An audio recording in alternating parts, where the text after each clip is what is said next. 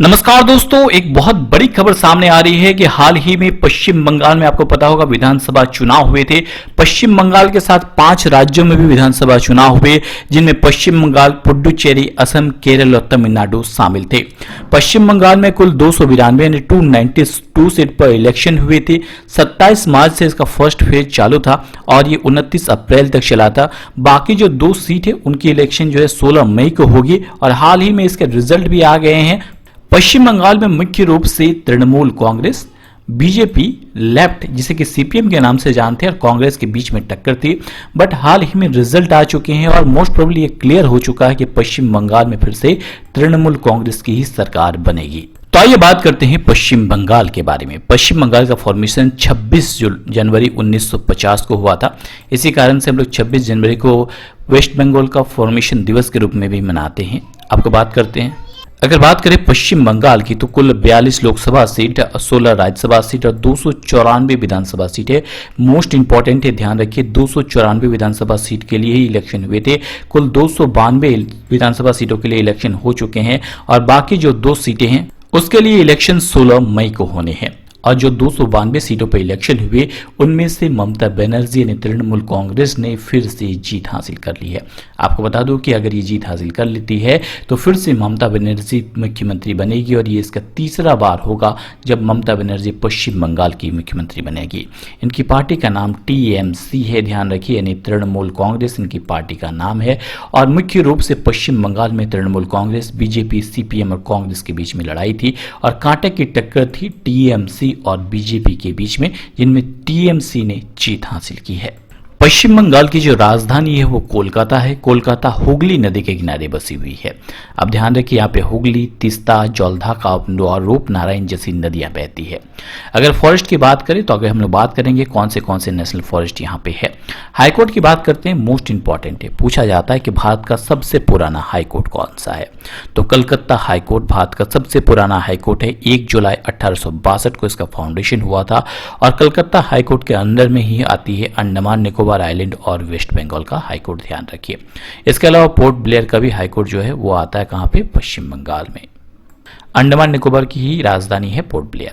अब बात करते हैं कलकत्ता हाईकोर्ट के अभी चीफ जस्टिस कौन है। राजेश बिंदल जी को कलकत्ता हाईकोर्ट का चीफ जस्टिस बनाया गया है। अब एग्जाम में क्या क्या प्रश्न पूछे जा सकते हैं, जैसे टीएमसी यानी तृणमूल कांग्रेस ने कितनी बार जीत हासिल की है, तो लगातार इन्होंने तीसरी बार जीत हासिल की है। अगर पश्चिम बंगाल की मुख्यमंत्री ममता बनर्जी बनती है तो कितनी बार पश्चिम बंगाल की मुख्यमंत्री बनेगी, तो लगातार तीसरी बार वो पश्चिम बंगाल की मुख्यमंत्री बनेगी। कुल विधानसभा सीटों के बारे में पूछा जा सकता है। कुल 294 विधानसभा सीट है यहाँ पे, बट 292 विधानसभा सीटों पर ही अभी इलेक्शन के रिजल्ट आए हैं।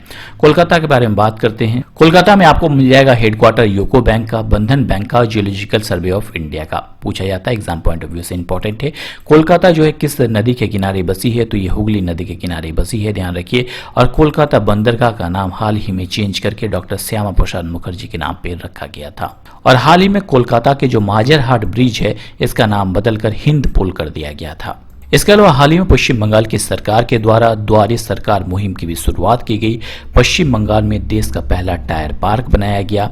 राज्य पुरोहित योजना की भी शुरुआत पश्चिम बंगाल के द्वारा की गई।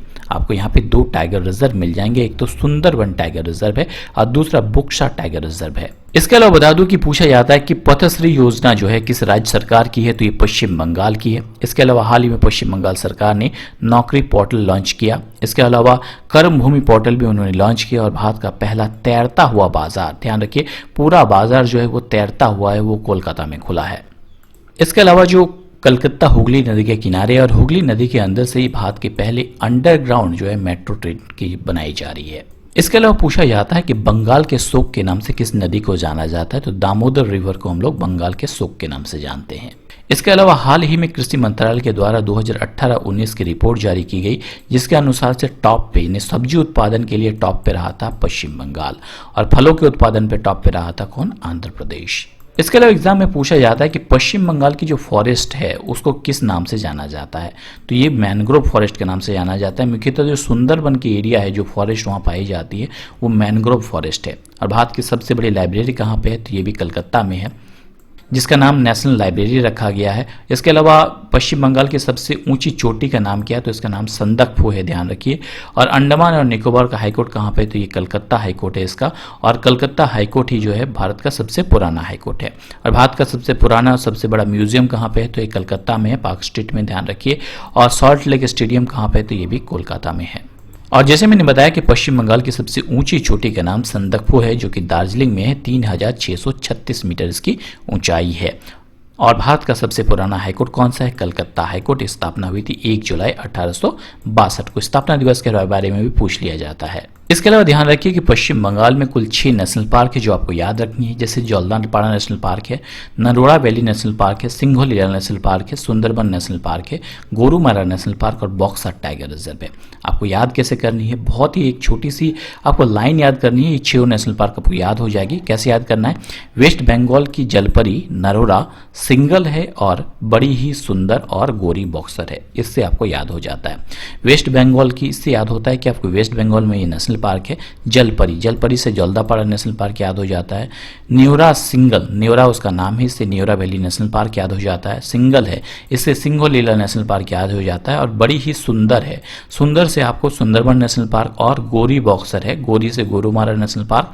और बॉक्सर से आपको बॉक्सर टाइगर रिजर्व याद हो जाता है। तो इस प्रकार से 6 नेशनल पार्क जो पश्चिम बंगाल में आपको याद हो जाते हैं। बहुत ईजी है और बहुत ही इंटरेस्टिंग भी, एग्जाम पॉइंट ऑफ व्यू से बहुत इंपॉर्टेंट है। अच्छा, अगर नदियों की बात करें यहाँ से कौन सी नदी बहती है, तो हुगली, तीस्ता, जलधाका, रूपनारायण, गंगा, भागीरथी, दामोदर और मयूराक्षी नदी यहाँ से बहती है। यहाँ पे एक एयरपोर्ट है, ध्यान रखिए। कलकत्ता एयरपोर्ट का नाम क्या है, नेताजी सुभाष चंद्र बोस अंतर्राष्ट्रीय एयरपोर्ट। इसके अलावा हवाई अड्डा मैंने बता दिया, नेताजी सुभाष चंद्र बोस अंतर्राष्ट्रीय हवाई अड्डा कहाँ पे है, कलकत्ता में है, ध्यान रखिए। इसके अलावा बंदरगाह यानी पोर्ट की अगर बात करते हैं तो कोलकाता और हल्दिया, इसके 2 पोर्ट है, बहुत इंपॉर्टेंट है। प्रमुख पर्यटन स्थल की अगर बात करें तो बेलूर मठ, शांति निकेतन, पारसनाथ जो मंदिर है, जियोलॉजिकल गार्डन और विक्टोरिया मेमोरियल, ये सारे मुख्य पर्यटन स्थल है पश्चिम बंगाल के। तो दोस्तों आज के लिए इतना ही। नेक्स्ट वीडियो में हम लोग बाकी जो राज्य हैं जिनमें विधानसभा चुनाव हुए, जैसे पुडुचेरी, असम, केरल और तमिलनाडु, इनके बारे में बात करेंगे और लिंक आपको नीचे डिस्क्रिप्शन बॉक्स में मिल जाएगा।